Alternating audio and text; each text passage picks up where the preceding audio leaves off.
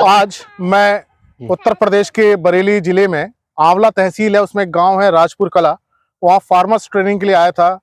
Farmers को हम विभिन्न समय पे ट्रेनिंग देते रहते हैं फसलों से संबंधित जानकारी की। तो उसी संदर्भ में आज इस गांव में ट्रेनिंग थी और कुछ किसानों से उनके खेत पे मिला। तो हमारे साथ हैं किसान, कई किसान भाई हैं।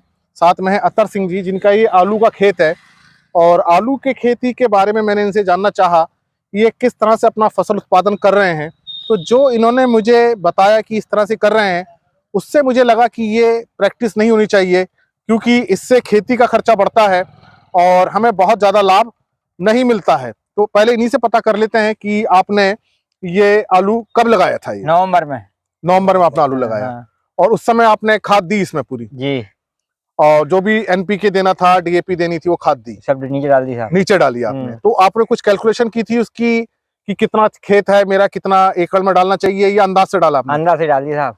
तो देखिए, इन्होंने ये जो खाद डाली है अंदाज से डाली है, और एनपीके खाद है या डीएपी खाद बहुत महंगी खाद है, ये अंदाज से नहीं डालनी है। पहली गलती देखिए इनसे यही हुई है, अंदाज से नहीं करना है, क्योंकि अगर खाद बहुत ज्यादा हो जाती है तो फसल को उसका कोई लाभ नहीं मिलता है, वेस्टेज होता है, आपके पैसे का वेस्टेज होता है।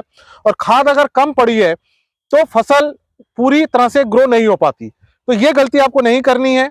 और इसी तरह के हम प्रशिक्षण इसलिए किसानों को खेत पे जाके देते हैं कि आप उसकी कैलकुलेशन कीजिए, एकड़ में उसकी मात्रा निकालिए और उसकी खाद को कैलकुलेट करके डालें, ताकि आपको खेती का खर्चा तो बचे बचे, फसल को भी लाभ मिले। जी, ठीक है। फिर आपने अंदाज से इसकी खेत डाल दी, आपने खाद डाल दी जी, और फिर ये फसल बड़ी हुई। जी। फिर आपने इसमें यूरिया डाला। हाँ, तो यूरिया भी आपने अंदाज से डाला। 1 कट्टा डाल दिया था। तो ये भी 1 कट्टा आपने किस हिसाब से, बीघे से, एकड़ से, कैसे? ऐसे ही डाल दी बीघा। बीघा भी कोई कैलकुलेशन नहीं है कि कितना बीघा कितना एकड़, कुछ भी कैलकुलेशन नहीं है। 4 बीघा खेत है जी। ये पूरा 4 बीघा है। हाँ। तो आपने 4 बीघे में पूरा 1 कट्टा डाल दिया। तो देखिए यहाँ भी गलती हो रही है, अंदाज से काम हो रहा है, ये काम नहीं करना है जी। फिर आपने और कौन सी खाद डाली इसमें? और वो सल्फर डाली यूरिया में लेके। सल्फर डाला। जी। देखिए, सल्फर एक आवश्यक पोषक तत्व है, बहुत जरूरी तत्व है। लेकिन मैं पहले भी कई बार वीडियो बना चुका हूँ, सल्फर को हमें खड़ी फसल में नहीं डालना है जी। फसल में हमको सल्फर बुआई के समय ही डालना है, नीचे ही डालना है। उसका कारण यह है कि जब सल्फर जमीन में जाता है वो रासायनिक क्रियाएं करता है, सल्फेट बनाता है, तभी उसको जड़ें ले पाती है। अच्छा। अगर मिट्टी के ऊपर यहाँ हम सल्फर डाल देंगे तो सल्फर यहीं मिट्टी के ऊपर रहेगा, नीचे नहीं जाएगा। अच्छा। नीचे जाएगा, बहुत कम जाएगा। अच्छा। और पौधे जिस रूप में सल्फर को लेते हैं उसको बनने में समय लगता है। अच्छा।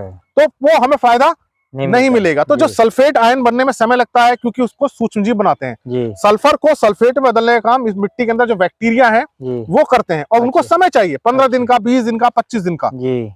तो अगर आप डाल देंगे तो वो एक तो बहुत समय लगेगा, दूसरा मिट्टी के ऊपर ही रह जाएंगे, जड़ें नीचे जा रही हैं तो वो नहीं मिलेगा। तो ये गलती भी हुई कि सल्फर इन्होंने ऊपर से डाल दिया।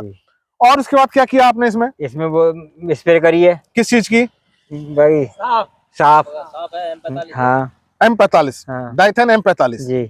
तो देखिए ये फसल इनकी बिल्कुल सही है और कोई बीमारी नहीं है। तो आपको किसने सलाह दी कि आपको डालना है?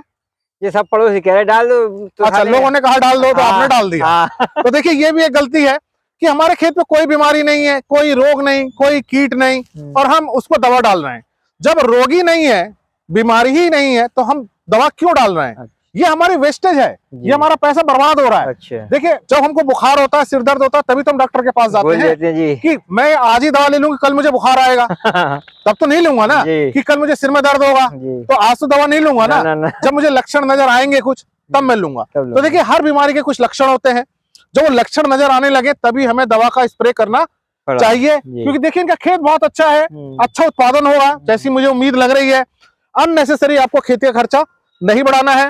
तो मेरा सभी किसान भाइयों से इस चैनल के माध्यम से यही कहना है कि खेती आप वैज्ञानिक तरीके से कीजिए। अच्छा। आप अच्छे जो खेती का ज्ञान है उसके अनुसार कीजिए। जो मैं कृषि किसान एक प्लेलिस्ट मैंने बना रखी है यूट्यूब चैनल में, वो किसानों के लिए, आप उसको देखिए। कृषि किसान प्लेलिस्ट हिंदी में है, किसान भाइयों के लिए है। मैं हर फसल की लगभग उसमें देता हूँ कि कितनी खाद डालें, कितनी उर्वरक डालें, कौन सी दवाई डालें। आप उसको देखें, उसके अनुसार खेती करें, ताकि आपको खेती का खर्चा तो कम हो, फसल भी अननेसेसरी उस पर लोड पड़ता है, फसल पे दवाई का लोड पड़ता है। अच्छा जी। तो आपकी फसल भी अच्छी हो, खेती का खर्चा भी कम आए और आपको लाभ भी अच्छा मिले। तो आशा है आप इसी तरह के प्रशिक्षण लेंगे, ट्रेनिंग लेंगे, और अगली बार आप जब खेती करेंगे तो आप कैलकुलेशन से कीजिए उसकी गणना कीजिए, ऐसे अंदाज से हमें काम नहीं नहीं करना करना। जी। धन्यवाद।